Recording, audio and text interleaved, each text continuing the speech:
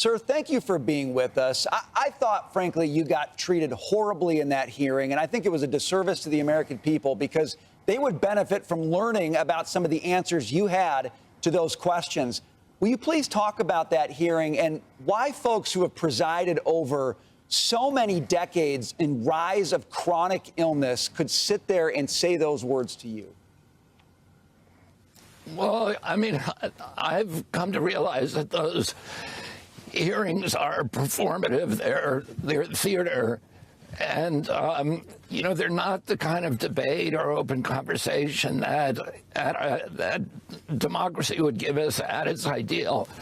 And then all of those senators are taking hundreds of thousands of dollars, including, in some cases, millions of dollars from the pharmaceutical industry. So they don't want to hear the answers to the questions that they asked me. They want to make a little speech and then shut me down. But they can't deny the fact that we did worse than COVID. That the CDC is a broken agency. We did worse in COVID than any country in the world. We have 4.2% of the world's population. We have 20% of the world's COVID deaths. We literally we're the worst team in the league. I've been brought in as a new manager, and you know my job is to shake up the organization, to fire the people who were responsible for masking our children with no science, for social distancing orders with no science, or all the other things, you know, for all of the other things that they try, for closing our schools at the behest of the teachers union and hurting workers all over America. Right. These were bad. We literally did worse than any country in the world, and it was because we forgot about the science. And what we're going to do, what the Trump administration is going to do, is to return gold standard science and make this agency the lead agency for public health in the world once again.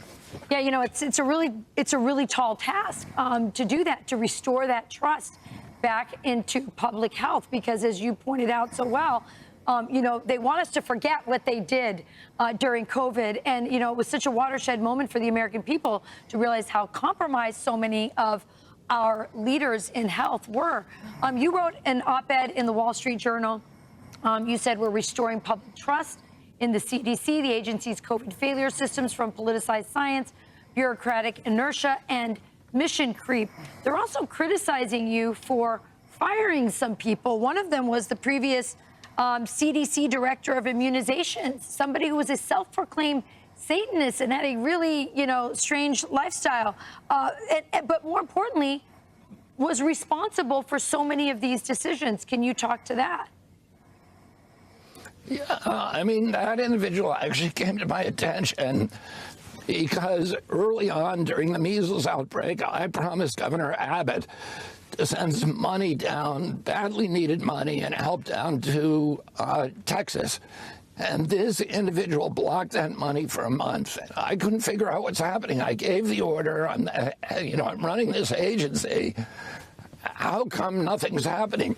And then we tried to get the vaccine safety data link, which is the data that supposedly the CDC tries to use to make good decisions on whether vaccines are hurting people and not whether there are side effects. For 7 months, he stonewalled us so that we could not get that data. He's also the individual that runs the VAERS system, which is the surveillance system for injuries, that captures, according to CDC's own study, fewer than 1% of vaccine injuries.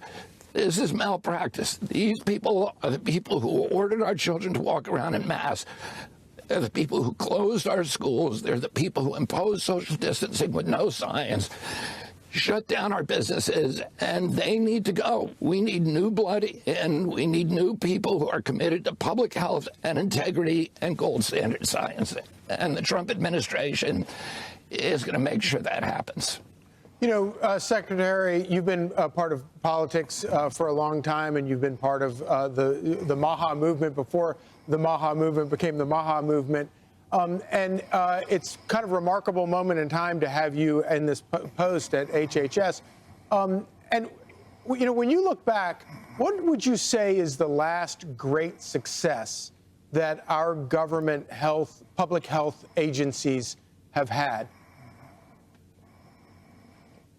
Well, I don't think there have been successes. I think we've seen a 30 or 40-year decline in the agency because, it's been infiltrated by the pharmaceutical companies. And they've made a series of bad decisions. And we saw the bad decisions during the opioid crisis. We saw the product of agency capture when they teamed up with the industry and with doctors, with the medical community to promote these products. And now, that launched a tsunami of addiction in our country. This has happened again and again, and what we want to do now is put an end to it, to end those entanglements, those corrupting entanglements with the pharmaceutical industry, and make this again a gold standard science agency that is protecting the American public and not the profits of big pharma. Mr. Secretary, there's been a lot of speculation about the upcoming autism report and supposed links between Tylenol and autism. I know that HHS has been warning about not speculating on that. Could you just clarify where you are in the process and how the public should be interpreting things they're hearing about Tylenol or anything else with this report right now?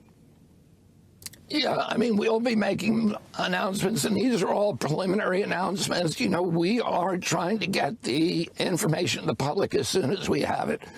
There are years and years of studies about that we are looking at today for the first time. And we're finding a number of different indicators, a number of different signals. But until those, and as soon as we have enough information to give to the public with confidence, we are going to do that. But anything that happens, any speculation about what's in those reports at this point is speculative. Yeah. Well, listen, I commend you for even broaching the subject of vaccines and autism and Tylenol. And is it some combination of both? We don't know. You're doing the studies. That's all everybody's asking for. Stop with these taboo subjects. Parents experienced a lot of bad things that happened after vaccines, and they want answers to why their child went from being perfectly healthy to now, being in a diaper at 30 years old. We know these cases have happened, and we appreciate that you at least are willing to do the studies. What difference at this point does it make? Join the movement. Feel the vibe. TrumpRap.com, where truth and rhythm collide.